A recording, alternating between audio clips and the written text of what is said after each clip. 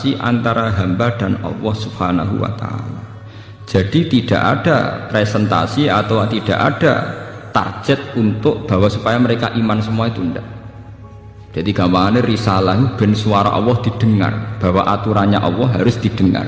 In alaika illal balagh, bahwa aturan Allah itu harus napa? Didengar. Mulane kesunatane para ulama, para pakar, para intelektual harus ngomong terus. Kebenaran meskipun nggak dilakukan itu harus diomongkan terus.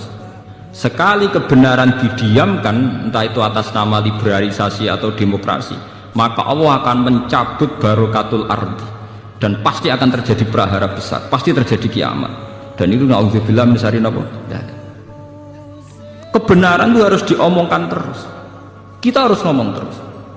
Saya itu pernah debat kusir sama seorang profesor, pernah debat kusir sama seorang kiai yang tawadhu. Saya bilang gini, seorang ulama itu dono unsur premane, kudu ngomong terus kebenaran. Wes ora ono wong ngandel lah, pokoke ngomong terus. Ora perlu ono wong ngandel, wes keliru lah pokoke ngomong. Begini, saya punya hadis sahih dari riwayatnya Imam Ahmad. Inna Allaha ta'ala la yanzi'a barakatal ardi hatta la yuqala fil ardi lizalim antaz zalim. Allah tidak akan mencabut barokatul ardi sampai di bumi tidak dikatakan pada orang zalim antaz zalim. Sekarang begini misalnya, contoh paling mudah yang kita mendapat berkah. Contoh paling mudah kita mendapat berkah dari contoh ini. Sebetulnya atas nama etika Jawa, etika Jawa. Kita nanti tonggo lonte, iku sawangane secara etika, wis urusane dewi-dewi. Ora usah mbok omongno iku lonte, sundel, sembah kono. Tapi barokahnya kebenaran bahwa orang nakal harus kita katakan sundel lonte.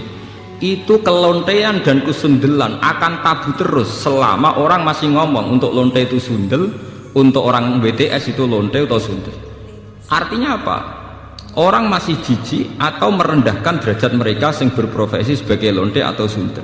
Dan ini baik bagi agama, bagi keberlangsungan moral, karena masih ada yang menjijikkan proses-proses yang salah. Meskipun kita sebagai ulama, sebagai tokoh masyarakat, tentu mereka kita kasih ruang taubat, juga kita kasih hak-hak sebagai martabat, sebagai manusia. Tapi kita tetap akan bilang bahwa itu namanya lonte, sundel atau apa. Ini rumah tenan. Sehingga apa? Dengan posisi masyarakat yang merendahkan derajat atau yang berprofesi lonte, orang inginnya itu dagang secara baik-baik, orang inginnya jadi PNS secara baik-baik, orang inginnya dapat uang lewat ternak secara baik-baik, karena mereka tidak mau resiko ngambil profesi cari uang yang resiko dihujat masyarakat. Baik. Bayangkan nanti mungkin di era anak cucu kita, orang yang lonte, yang sundel dibahasakan itu hak asasi. Sehingga orang mungkin generasi anak cucu kita sudah tidak ada istilah lonte sundel. Setiap perilaku sosial dianggap hak asasi. Dan itu awal dari tidak ada agama. Awal dari tidak ada agama. Karena kemudian sing ternak ya hak asasi, sing lonte dianggap hak. Itu bahaya sekali bagi keberlangsungan agama dan moral, dan negara juga nanti repot. Artinya apa? Sebetulnya sifat-sifat anarkis masyarakat, anarkis dengan tanda kutip anarkis terutama dalam perkataan, maling darani maling, lonte darani lonte, itu menolong agama. Karena dengan stigma, dengan pelakupan masyarakat sing jelek, perilaku ini terdianggap jijik. Dengan dianggap jijik, agama bisa jalan. Artinya bisa jalan ngeten ya.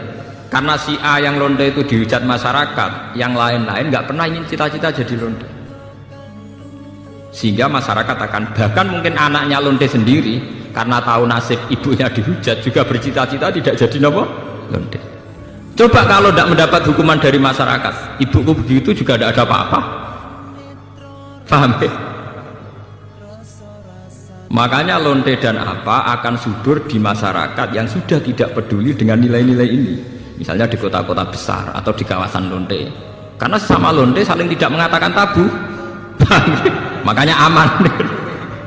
Dari itu pulau terkenang hadis riwayat Ahmad. Allah tidak mencabut barokatul ardi sehingga orang-orang zalim tidak dikatakan antas. Itu bahaya sekali kalau kita sudah tidak peduli terhadap itu. Nah, risalahnya Allah kepada Nabi Muhammad itu sing penting bahwa benar dikatakan benar, salah dikatakan salah. Tidak harus gol, tidak harus apa?